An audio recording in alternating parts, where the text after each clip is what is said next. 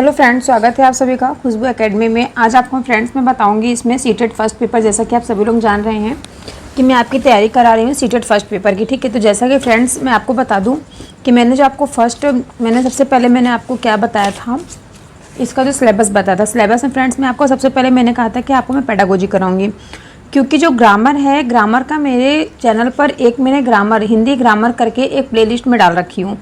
उसमें फ्रेंड्स आपको जितना भी चैप्टर है सभी आपको बहुत अच्छे से देखने को मिल जाएगा। जिसमें आपको मैंने बताया था व्याकरण में आपको ज़्यादा कुछ नहीं पढ़ना है, जिसमें आपको तत्सम तद्भव उपसर्ग प्रत्यय पर्यायवाची संधि देशज विशेषज संज्ञा सर्वनाम विशेषण क्रिया और लोकोक्तियाँ अलंकार समास शब्द विलोम, ये सब फ्रेंड्स आपको उस प्लेलिस्ट में मिल जाएगा, ठीक है। और क्योंकि आपका जो इसमें 30 मार्क्स का जो आपकी हिंदी रहती है, इसमें 5 या 6 मार्क्स का ही आपका आता है ग्रामर, ठीक है। इसके बाद फ्रेंड्स मैंने आपको बताया 15 मार्क्स का जो है वो आपका आता है हिंदी शिक्षण, यानी कि हिंदी पेडागोजी से।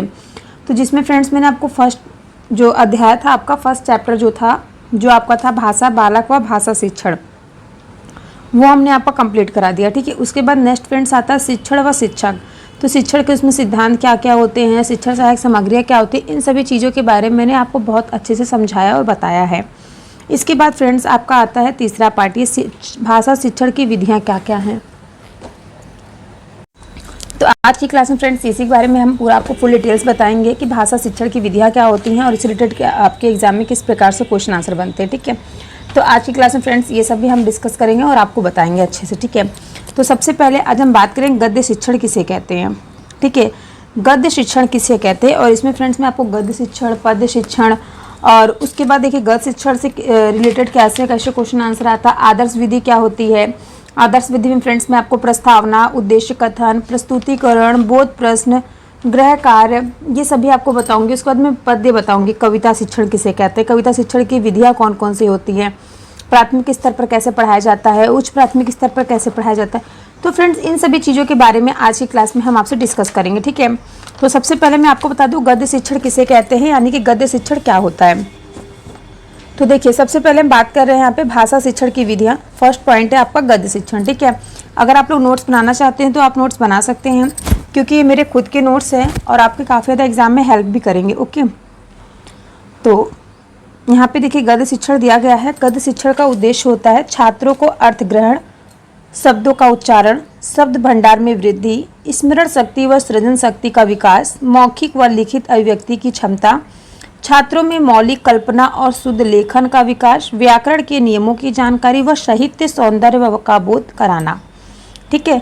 ये इसमें आपका गद्य शिक्षण में दिया गया। उसके बाद दिया गया है कि गद्य शिक्षण में हम छात्रों को मुहावरे, लोकोक्तियों तथा कहावतों का ज्ञान कराते हैं, विराम चिन्ह, वाक्य निर्माण और लोकोक्तियों तथा कहावतों का ज्ञान कराते हैं। अनुच्छेदों में विषय वस्तु को बांटना भी गद्य शिक्षण के अंतर्गत आता है, ठीक है। तो यहाँ पे फ्रेंड्स इतनी बात कही गई है। तो देखिए मैं आपको बता दूं कि आपके जो एग्जाम में आता है अपठित गद्यांश, ठीक है, उसका अर्थ होता है गद्य का ऐसा अंश जिसे पहले पढ़ा ना गया हो, ओके। जिसे क्या हो, पहले ना पढ़ा गया हो, उसे हम अपठित गद्यांश कहते हैं। अपठित गद्यांश का मुख्य उद्देश्य होता है कि किसी भी विषय को समझने, उसका संपूर्ण अर्थों में विश्लेषण करने तथा उनके जो भाषा संबंधित ज्ञान को परखना होता है, ठीक है। उसमें क्या दिया गया है उसको पढ़ के उसका निचोड़ निकालना, ओके। छोटी भाषा में ऐसे कह सकते हैं। इसके अतिरिक्त अभ्यर्थियों की जो समझ होती है, उसकी बौद्धिक क्षमता, उसकी अभिरुचि एवं उसकी जो योग्यता होती है, उसकी जो एबिलिटी होती है, उसका परीक्षण करना भी इसका मुख्य उद्देश्य होता है, ओके। किसका फ्रेंड्स, अपठित गद्यांश का। और अपठित गद्यांशों का जो पाठ्यक्रम होता है वो निश्चित न होने के कारण इन्हें पाठ्यक्रम की पुस्तकों के अतिरिक्त किसी गद्य की पुस्तिका, पत्रिका आदि से लिया जाता है, या फिर यह भी संभव है कि यह प्रश्न पत्र सेट करने वाले जो व्यक्ति होते हैं उन्होंने स्वयं उसकी रचना की हो। इसलिए यह संभव है कि अभ्यर्थियों के जो उद्धृत गद्यांश को कभी नहीं पढ़ा हो, ठीक है। ऐसा दिया जाता है एग्जाम में कि ऐसा गद्यांश दिया जाए जो विद्यार्थियों ने कभी ना पढ़ा हो। इसलिए जो आपका आता है ना उसमें देखिए लिखा रहता है अपठित गद्यांश, ठीक है। इन गद्यांशों पर आधारित प्रश्नों के उत्तर जो होते हैं वो अभ्यर्थियों को अपनी बोधात्मक क्षमता के आधार पर ही देना होता है। तो ये तो फ्रेंड्स आपका गद्य शिक्षण हो गया।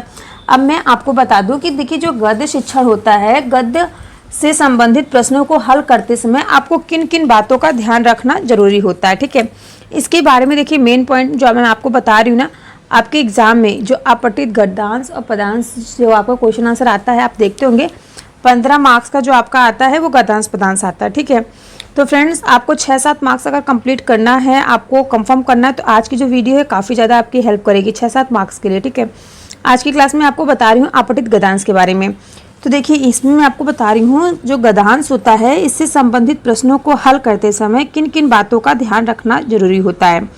तो सबसे पहले जो भी आपको सर्वप्रथम जो भी आपको दिया गया है गद्यांश, ठीक है, जो भी आपको गद्यांश दिया गया है उसको भली भांति पढ़कर उसके मूल भाव को अच्छी तरह समझ लेना चाहिए। ठीक है, इसकी मैं आपको प्रैक्टिस करके भी बताऊंगी अच्छे से। ठीक है, एक गद्यांश लूँगी, उसके बाद मैं उसकी प्रैक्टिस करके नेक्स्ट क्लास में आप सभी को करवा के आपको समझाऊंगी अच्छे से। उसके बाद क्या करना है, जो भी गद्यांश दिया गया है, गद्यांश में वर्णित जो महत्वपूर्ण विचारों एवं विशिष्ट शब्दों को ढूंढने का प्रयास करना चाहिए कि उनमें कौन कौन से जो महत्वपूर्ण विचार दिए गए हैं, क्या क्या उसमें इम्पॉर्टेंट है, उसको क्या करना है, पहले अंडरलाइन करना है। फिर आपको तीसरा पॉइंट यह है कि यह सदा याद रखना चाहिए कि अवबोध के अंतर्गत पूछे गए सभी प्रश्नों के जो उत्तर दिए गए हैं गद्यांश में ही विद्यमान होते हैं, अतः जो एकाग्रचित होकर प्रश्नों के उत्तर ढूंढने के लिए गद्यांश को बार बार पढ़ना चाहिए।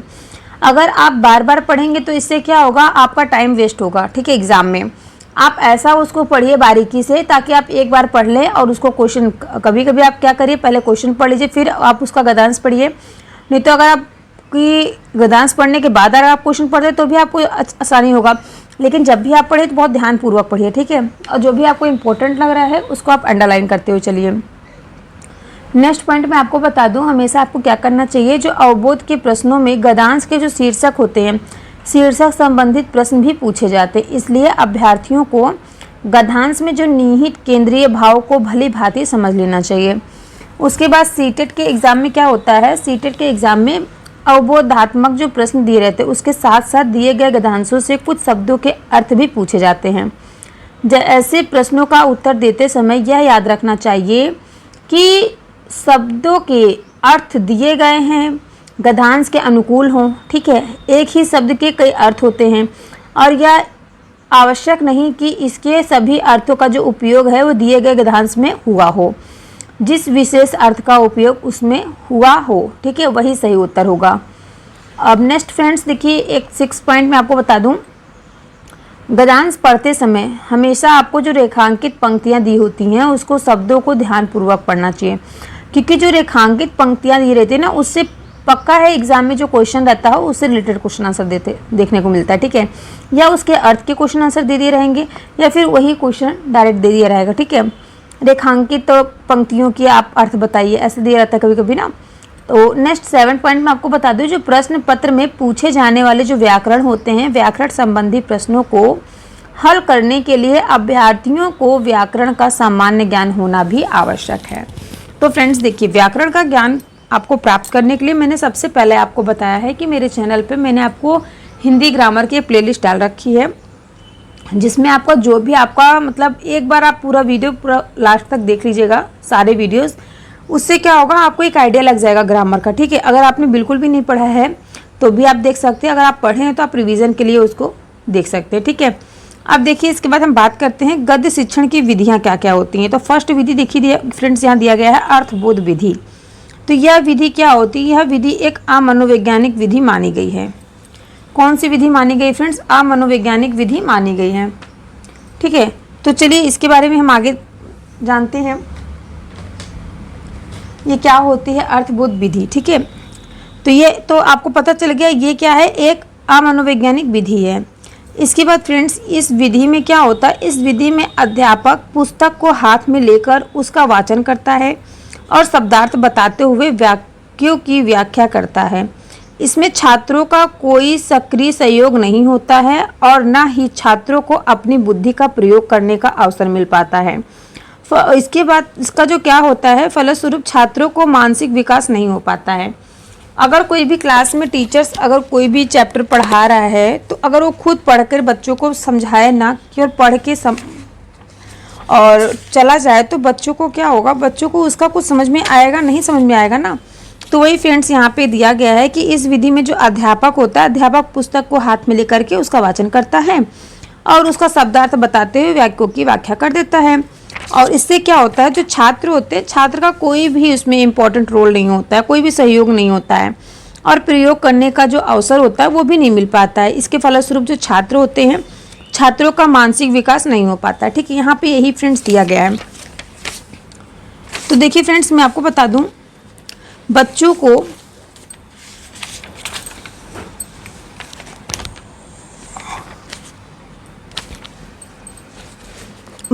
देखिए, जब टीचर्स खुद पढ़ेगा तो बच्चे को ना वो उसका जो श्रवण है, ठीक है, जो उसकी श्रवण शक्ति, श्रवण कौशल, जो सुन करके तो अर्थ ग्रहण करने का कौशल तो उसके अंदर आ जाएगा। बट क्या होगा, बच्चे का जो श्रवण कौशल, जिसको मैंने आपको बताया लिसनिंग स्किल्स होता है, इसका अर्थ होता है कर्ण, अर्थात कानों से है। श्रवण शब्द का अर्थ होता है सामाजिक प्रसंग में सुनने से ग्रहण किया जाता है। ठीक है, छात्र अगर कोई भी कविता, कहानी, भाषा, वाद विवाद, वार्तालाप आदि का ज्ञान सुनकर ही प्राप्त करता है। ठीक है, बट उसका अर्थ भी ग्रहण करता है। ठीक है, जैसे मैंने आपको यहाँ बताया ना, उस शब्दार्थ का अर्थ बताते हुए जाते हैं टीचर। ठीक है, उससे क्या होता है, वाक्यों का अर्थ बताते तो बच्चों को समझ में तो आया, लेकिन क्या होता है, यदि छात्र की जो श्रवण इंद्रियां हैं, इंद्रियों में कोई दोष है, जो बच्चे अच्छे से नहीं सुन पाते, जिनको सुनने में प्रॉब्लम है, तो वो क्या होगा, वह न तो भाषा के वाचिक कौशल को सीख सकता है और ना ही बोलकर अपने मनोभावों का अभिव्यक्त कर सकता है। ठीक है, अतः उसका जो भाषा है, वो भाषा ज्ञान जो उसका है वो शून्य के बराबर ही रहेगा, क्योंकि बालक सुनकर ही तो अनुकरण द्वारा भाषा का ज्ञान अर्जित करता है। बट क्या होगा, यहाँ पे जो बच्चा है वो कोई भी ना, जो उसको जो क्लास में एक्टिविटी हो रही है उसमें किसी भी प्रकार से वो भाग नहीं ले पाएगा, ना वो सुन पाएगा, ना उनकी एक्टिविटी के साथ वो अपना क्रिया कर पाएगा। ठीक है, क्योंकि देखिए, जो श्रवण कौशल होता है ना, जो सुनने का जो कौशल होता है, इसमें शिक्षण का वेरी मोस्ट इम्पॉर्टेंट रोल होता है। क्योंकि देखिए, जो बच्चा जो होता है जन्म के बाद ही सुनने लग जाता है। ठीक है, ये ध्वनियाँ उनके मन मस्तिष्क पर अंकित हो जाती हैं और बच्चे के जो भाषा ज्ञान का आधार बनती है। अच्छी प्रकार से सुनने के कारण ही बालक ध्वनियों के सूक्ष्म अंतर को समझ पाता है। श्रवण कौशल ही एक ऐसा कौशल होता है जो अन्य भाषाई कौशलों को विकसित करने का प्रमुख आधार बनता है। बच्चे सुनकर ही सीखते हैं ना, तो यहाँ पे फ्रेंड्स जो सुनना होता है ये काफ़ी ज़्यादा महत्वपूर्ण रोल निभाता है। तो यहाँ पे उन्होंने कहा ना, उसका मानसिक विकास नहीं हो पाता। ठीक है, अगर बच्चा कोई क्लास में श्रवण बधित है तो उसका विकास नहीं हो पाएगा। ठीक है, अब देखिए यहाँ पे नेक्स्ट दिया गया है आदर्श विधि। आदर्श विधि किसे कहते हैं? ठीक है, अब हम बात करते हैं फ्रेंड्स आदर्श विधि की। आदर्श विधि क्या होती है, इसके बारे में हम यहाँ बात करेंगे।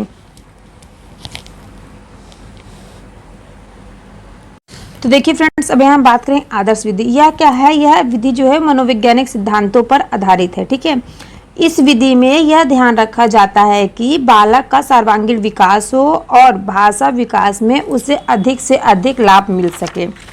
ठीक है, यहाँ पे किस चीज़ के बारे में बात हो रही है? यहाँ पे बात हो रही है बच्चा जो है उसको इस विधि में यह ध्यान रखना अति महत्वपूर्ण है कि बालक का सर्वांगीण विकास हो और भाषा विकास में उसे अधिक से अधिक लाभ मिल सके। इस विधि में हर्बर्ट की पंचपदी के अनुसार शिक्षण किया जाता है। हर्बर्ट के अनुसार गद्य शिक्षण के निम्नलिखित सोपान चरण होने चाहिए। तो देखिए फ्रेंड्स, यहाँ पे बात हो रही है बच्चे के बारे में। ठीक है, यह जो सिद्धांत है एक मनोवैज्ञानिक सिद्धांत है। ठीक है, इसमें कहा जा रहा है कि बच्चों के विकास को सर्वांगीण विकास, यानी कि मनुष्य क्या है? मनुष्य एक सामाजिक प्राणी है और वह समाज में रह कर के ही अन्य व्यक्तियों के साथ संप्रेषण स्थापित करने के लिए वह बोलकर या लिखकर अपने भावों एवं विचारों को अभिव्यक्त करता है और सुनकर या पढ़कर उनके विचारों को ग्रहण करता है। ठीक है, अब यहीं पे अगर हम बात करें भाषा से संबंधित इन चारों क्रियाओं के प्रयोग करने की जो क्षमता होती है उसको ही भाषा कौशल कहा जाता है। ठीक है, तो यहाँ पे फ्रेंड्स भाषा को, तो देखिए फ्रेंड्स यहाँ पे मैं आपको बता दूं, भाषा कौशल को सीखने के लिए फिर सिखाने के लिए सबसे ज़्यादा महत्वपूर्ण होता है 4 प्रकार के कौशल। कौन कौन से कौशल मैंने आपको बताए थे? मैंने पहले भी क्लास में आपको बताया, अभी बता दे रही हूँ, क्योंकि ये जो कौशल मैं आपको बताने जा रही हूँ ये हर बार एग्जाम में आपको देखने को सुनने को मिलेगा। फर्स्ट देखिए मैंने आपको बताया था श्रवण कौशल, यानी कि सुन करके अर्थ ग्रहण करने का जो मौका दिया जाता है बच्चों को, उसको श्रवण कौशल कहते हैं। नेक्स्ट मैंने आपको बताया था वाचिक या फिर मौखिक अभिव्यक्ति कौशल, उसमें क्या होता है विचारों को बोल करके व्यक्त करने का कौशल होता है। ओके, नेक्स्ट मैंने आपको बताया था पठन कौशल, यानी कि पढ़ करके अर्थ को ग्रहण करने का जो कौशल होता है उसको पठन कौशल कहा जाता है। ठीक है, उसके बाद नेक्स्ट मैंने आपको बताया था लेखन कौशल, यानी कि विचारों को लिख करके व्यक्त करने का जो कौशल होता है उसको लेखन कौशल कहते हैं। ठीक है, यहाँ तक आप सभी को समझ में आया। इसके बाद हम नेक्स्ट आगे बढ़ते हैं। नेक्स्ट देखिए फ्रेंड्स, यहाँ पे जो दिया गया है आदर्श विधि, आदर्श विधि को इन्होंने कितने पार्ट में, 5 पार्ट में बांटा है। तो देखिए सबसे पहले हम बात करते हैं प्रस्तावना की। ठीक है, प्रस्तावना, उद्देश्य कथन, प्रस्तुतिकरण, बोध प्रश्न और गृह कार्य। तो देखिए फ्रेंड्स प्रस्तावना क्या है। प्रस्तावना जो है फ्रेंड्स उसमें मुख्य उद्देश्य छात्रों को पाठ्य वस्तु की तरफ आकर्षित करना होता है, उनके पूर्व ज्ञान को नए ज्ञान के साथ जोड़ना होता है। तो उसको क्या कहा जाएगा, उसको कहा जाता है प्रस्तावना। ओके, तो प्रस्तावना आप सभी को समझ में आ गया ना फ्रेंड्स, क्या है बच्चों को जो क्लास में अगर आप जा रहे हैं पढ़ाने तो क्या करना है आपको, मुख्य उद्देश्य उनकी जो पाठ्य वस्तु है उसमें आपको कौन सा चैप्टर पढ़ाना है, क्या बच्चों को पढ़ाना है, बच्चों को पूर्व नॉलेज कितना है, यानी कि पहले उनको क्या नॉलेज है, उसके बाद उनको नए नॉलेज के साथ बच्चों को जोड़ना ही क्या उसको प्रस्तावना कहलाता है। ओके, नेक्स्ट हम बात करेंगे फ्रेंड्स, यहाँ पे दिया गया है उद्देश्य कथन किसे कहते हैं। तो देखिए मैं आपको बता दूं जो उद्देश्य कथन होता है इसमें क्या होता है, जो समस्यात्मक प्रश्न होते हैं, समस्यात्मक प्रश्न में जो विषय बालकों के समक्ष समस्या के रूप में सामने आया था उस विषय को एक कथन के रूप में बालकों के सामने रखा जाता है। ठीक है, यहाँ पे क्या मैंने आपको बताया, कोई भी जो समस्यात्मक प्रश्न बच्चों के अंदर, जो बच्चों को प्रश्न नहीं समझ में आ रहा है, जो बच्चों के अंदर समस्या है, उस समस्या वाले प्रश्न में जो विषय बालकों के समक्ष समस्या के रूप में सामने आता है उस विषय को एक कथन के रूप में बालकों के सामने रखा जाए। ठीक है, बच्चों को इजी से इजी लैंग्वेज में, उसको सहज भाषा में, सरल भाषा में बच्चों को समझाने की कोशिश की जाए। ठीक है, नेक्स्ट यहाँ पे कह रहा है प्रस्तुतिकरण। प्रस्तुतिकरण मतलब होता है फ्रेंड्स कि इसके अंतर्गत क्या आता है, प्रस्तुतिकरण के अंतर्गत यह आता है कि जो पाठ्य वस्तु है, पाठ्य वस्तु के विभिन्न शिक्षण बिंदुओं को एक मनोवैज्ञानिक क्रम में बालकों के समक्ष रखा जाता है। जैसे गद्य शिक्षण के अंतर्गत छात्रों के समक्ष आदर्श वाचन किया जाता है। ठीक है, क्या किया जाता है फ्रेंड्स, आदर्श वाचन किया जाता है। ठीक है, अब इसके बाद चलिए हम आगे बात करते हैं। आदर्श वाचन के बाद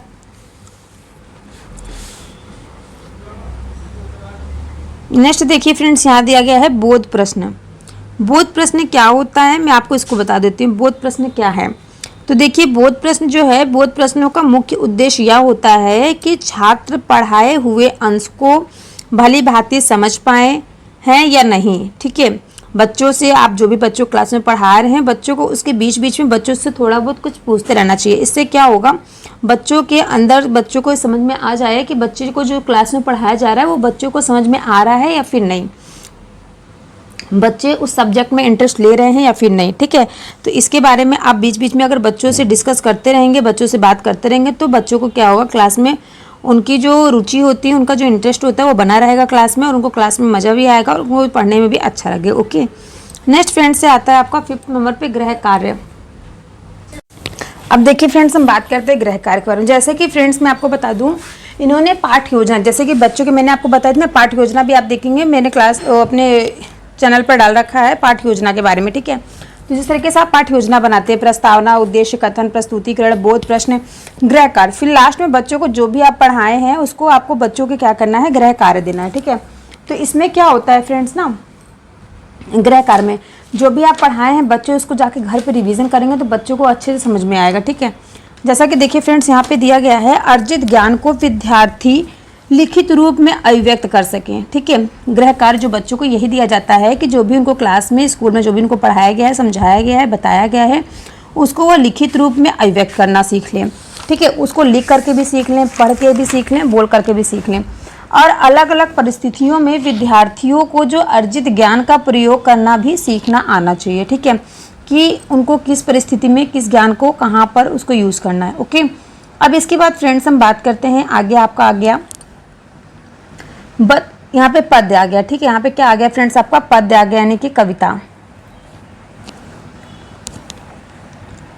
पद्य यानी कि कविता शिक्षण। ये फ्रेंड्स पद्य यानी कि कविता शिक्षण क्या है, किसे कहते हैं, इसके बारे में आज हम बात करेंगे आप सभी से, ठीक है। पद्य यानी कि कविता शिक्षण किसे कहते हैं? तो कविता शिक्षण छात्रों की कल्पना शक्ति के विकास और रसानुभूति की दृष्टि से अत्यंत महत्वपूर्ण है। भाषा तत्वों का ज्ञान प्राप्त करना, देश एवं मानव प्रेम की ओर अग्रसर होना, सुनकर भाव ग्रहण करने की जो योग्यता प्राप्त करना, कवि के कथन का आशय बोध करना, शुद्ध एवं स्पष्ट उच्चारण, उचित गति यति आरोह अवरोह एवं लय और भाव के अनुसार कविता का सस्वर वाचन करने की जो क्षमता उत्पन्न करना कविता शिक्षण के उद्देश्य हैं, ठीक है। यहाँ तो फ्रेंड्स जो कविता शिक्षण का उद्देश्य बताया गया है काफ़ी ज़्यादा लंबा बता दिया गया है। तो चलिए अब मैं आपको बताती हूँ कहानी, थोड़ा सा मैं आपको बताती हूँ, ठीक है, कविता के बारे में, ठीक है। कविता सुनना व कविता सुनाना, इससे क्या डिफरेंट है, ठीक है। कविता के बारे में सबसे पहले मैं आपको बता दूं कविता किसे कहते हैं। छोटे बच्चे जो होते हैं ना, कविता जो होती है उसको बालोचित गीत सुनाने व सुनने में काफ़ी ज़्यादा बच्चे क्या करते हैं, रुचि लेते हैं, ठीक है। अतः इससे क्या होता है, कविताएं जो होती है वो कंठस्थ यानी कि याद हो जाती हैं, कंठस्थ करा के उन्हें कविता पाठ के लिए प्रेरित करना चाहिए। अतः कविता का जो पाठ होता है वो मौखिक भाव प्रकाशन की शिक्षा देने का अन्य उपयोगी साधन भी है, ठीक है। ये तो मैंने आपको कविता के बारे में बता दिया। तो देखिए कविता क्या होता है, कविता को पढ़ते समय बोलते समय शुद्ध उच्चारण होना चाहिए। अशुद्ध उच्चारण का अर्थ होता है अनर्थ हो जाना, ठीक है। और देखिए इसमें बोधगम्य दिया गया है, ठीक है। तो बोधगम्य का मतलब होता है फ्रेंड्स कि मौखिक अभिव्यक्ति में सरल व सुबोध भाषा का प्रयोग करना चाहिए, ओके। और बच्चों को देखिए पद्यांश के बारे में सबसे पहले मैं आपको बता दूं आपके एग्जाम में पद्यांश कैसे आता है, ठीक है। पद्यांश क्या है फ्रेंड्स ना, अपठित पद्यांश आपके जो एग्जाम में आता है। देखिए जैसे मैंने अपठित आपको गद्यांश बताया उसी प्रकार से मैं आपको बता रही हूँ। अपठित पद्यांश का अर्थ होता है ऐसी काव्य रचना से है जिनका अभ्यर्थियों ने पहले पाठ ना किया हो। परीक्षा में पूछे जाने वाले अपठित पद्यांश किसी साहित्यकार की किसी काव्य रचना पत्रिकाओं आदि से उद्धृत किए जाते हैं, ठीक है। जिनका मुख्य उद्देश्य क्या होता है, अभ्यर्थियों की काव्य के मूल भाव को समझने, उसका विश्लेषण करने, भाषा शैली आदि को पहचानने संबंधित क्षमता को परखना होता है, ठीक है। अब फ्रेंड्स मैं आपको बता दूं, देखिए इसका मतलब ये क्या होता है, ये किसी भी बुक से नहीं ले रहता है। ये कोई भी जो महान कवि होते हैं उनकी क्या होती है, उनकी पत्र पत्रिकाओं उनकी काव्य रचना से लिया रहता है, ठीक है। ये जो अपठित पद्यांश मैं आपको बता रही हूँ। और इसके बाद फ्रेंड्स मैं आपको बता दूँ पद्यांश से संबंधित प्रश्नों को हल करते समय आपको किन किन बातों का ध्यान रखना चाहिए। तो सबसे पहले देखिए किन किन बातों का ध्यान रखना चाहिए।